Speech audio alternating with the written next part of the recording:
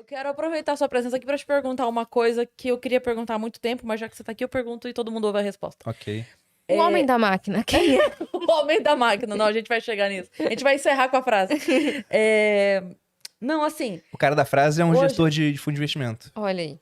hoje, qual é o melhor caminho para a pessoa tirar o dinheiro de dentro do Brasil? Tipo, para pequenos investidores, porque você estava falando de pequenas quantidades, hoje a pessoa já consegue começar a investir. Sim. Mas hoje a pessoa fala assim, poxa, eu queria ter uma conta fora, eu queria começar a mandar para fora, eu me sinto inseguro. Qual é o caminho mais fácil para um leigo falar, ok, tem razão, quero tirar? Então, se você quiser tirar o dinheiro do Brasil, tem um caminho. Se você quiser tirar o Brasil do seu dinheiro, o que no final dá quase na mesma, tem um caminho muito mais fácil, que são as criptomoedas. E por que eu digo que você tira o Brasil do seu dinheiro, mas não necessariamente manda dinheiro pra fora? Porque os meus bitcoins, eles não estão no meu bolso ou num pendrive, como o pessoal fala, entre aspas, né? Uma carteira. Eles estão no blockchain, que é esse grande livro contábil do Bitcoin. Protegido lá dentro pelas minhas chaves privadas, que é a senha para que eu possa abrir esse livro contábil e pegar a minha parte. E isso tá na rede, entendeu? Isso não tá comigo aqui, ou não tá no Brasil, não tá nos Estados Unidos. Essa rede, ela é descentralizada. Ela tá rodando no mundo inteiro. De modo que se eu atacar, sei lá, metade dos mineradores do mundo, ela continua funcionando da mesma forma. Né? E fica até mais atrativa. Menos poder computacional, fica mais fácil resolver os problemas, mais gente quer botar poder computacional Legal. para isso.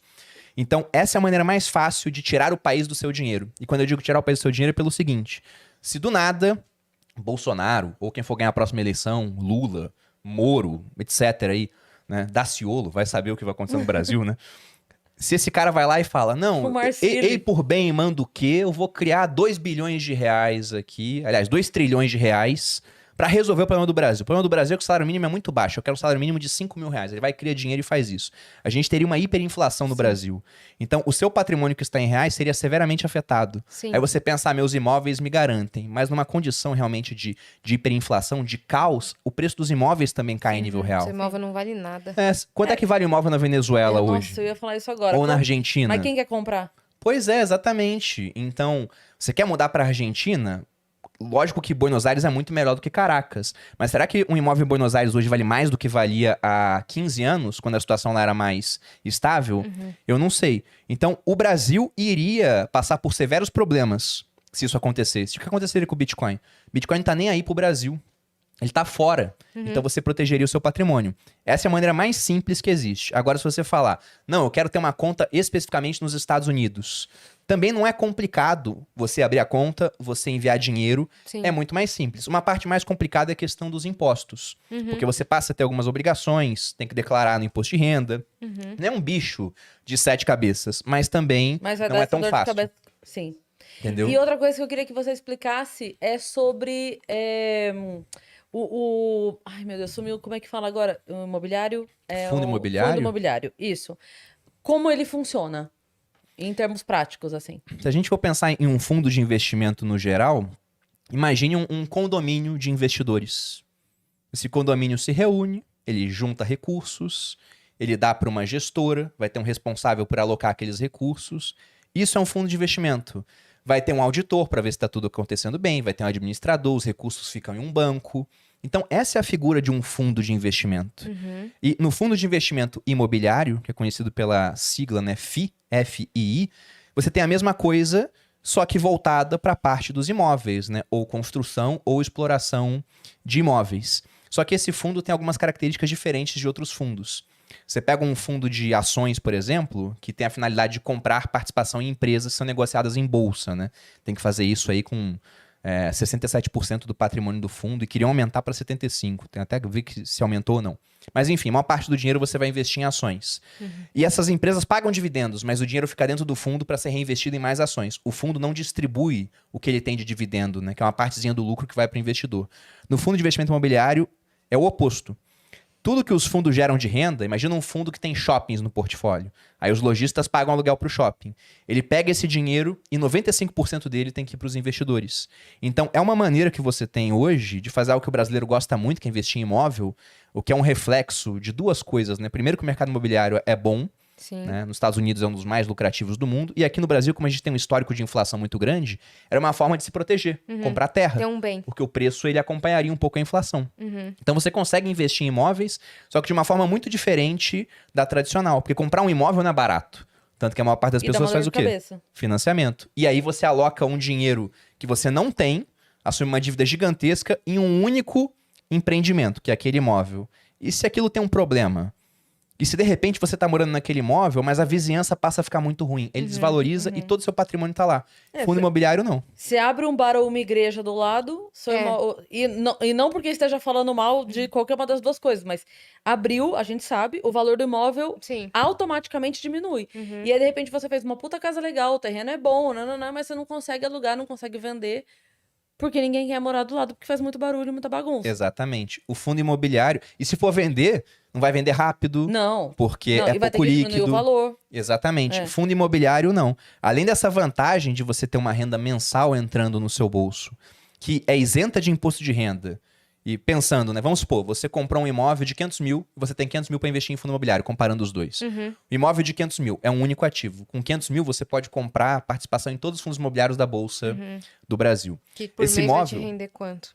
Não entendi. Que por mês vai te render quanto? Pois é, ele deve render até mais do que o imóvel, que Sim. depende. Mas rende bem, né? Vamos botar que ele renda a mesma coisa. Tá. Só que aqui você paga imposto de renda. Você pode pagar até 27,5% de imposto de renda. Tem o trabalho de lidar com o inquilino diretamente. É você que tem que fazer isso. Ou você contrata alguém, mas já perde mais dinheiro por conta disso. Aqui você ganha o dinheiro isento de imposto de renda e você em si só tem o trabalho de entender se você vai continuar sendo dono daqueles imóveis ou se vale a pena vender alguns para comprar outros. Sim. Então todo o trabalho é terceirizado, você consegue diversificar o seu patrimônio e consegue ser dono de tipos de imóveis que pessoas comuns não conseguem. Ou você conhece alguém que é dono de um shopping, né, sem ser por fundo imobiliário. Hoje em dia eu até conheço, mas é o cara que é bilionário, Sim, pô. sim, sim. Dono de hospital, dono de faculdade, dono de fazenda. Aqui você pode ser dono de partes de todos esses imóveis e construir um patrimônio muito diversificado. Teve um cara que escreveu Legal. aqui que pega o dinheiro do fundo imobiliário e investe em Bitcoin. É uma boa, eu acho, né? Lógico que tem que ver as proporções da carteira dele, né? Pra não ter nem muito nem pouco. Mas eu acho interessante. Tem um viajante que disse que ele está assistindo a gente da Argentina e diz que os imóveis por lá são dolarizados. Pois é, Sim. porque ninguém mais negocia imóvel em peso, porque muda Sim. todo dia, pô. Na verdade, a maioria dos negócios lá são feitos em dólar. Não negocia muito em peso. Aqui Meu no irmão Brasil já mora lá, né? tivemos também. Teu irmão mora lá? Sim. É. Aqui no Brasil já tivemos isso também, imóvel negociado em dólar.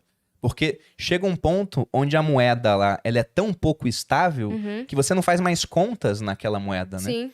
Uma das características da moeda, a gente falou de Bitcoin, por exemplo, eu entendo que o Bitcoin vai ser uma reserva de valor, que é uma das 3 características. As outras 2 é ser um meio de troca. Foi assim que a moeda acabou surgindo na sociedade. Se a Cris, ela planta mandioca. E eu sou um ferreiro, eu fabrico espadas. E a Cris quer comprar uma espada, ela vem com a mandioca e fala, Bruno, tá aqui mandioca, me dá a espada. Eu falo, mas eu não quero mandioca, eu não como mandioca. Eu quero maçã. A Yais, ela produz maçãs. Aí você tem que trocar a mandioca pela maçã pra ver se eu vou querer depois te dar a espada. É muito complicado, é pouco dinâmico. Só que a Cris é esperta, ela vê que todo mundo precisa de sal. Então ela vai, troca a mandioca por sal, chega pra mim e fala, ó, vou te dar sal. Eu falo, bom, quero comer maçã, mas sal eu vou precisar também. Eu aceito trocar. Então, por isso que o sal foi usado como moeda durante Sim. um tempo. É um meio de troca. O dinheiro tem que ser aquilo numa economia que é o mais líquido, né? É aquilo que é mais fácil de trocar. Por isso o salário? Também é a origem da palavra salário. E a outra questão é que o dinheiro é uma unidade de conta. Você faz conta em dinheiro. Assim como o metro, ele é usado para medir a altura e o quilo para você medir massa, né? Peso. O dinheiro é utilizado para que você veja o valor das coisas, né? Através de um sistema de preços. E na Argentina, se você for medir as coisas em pesos, a unidade de conta é muito ruim. Imagina se o metro todo dia mudasse de valor, assim.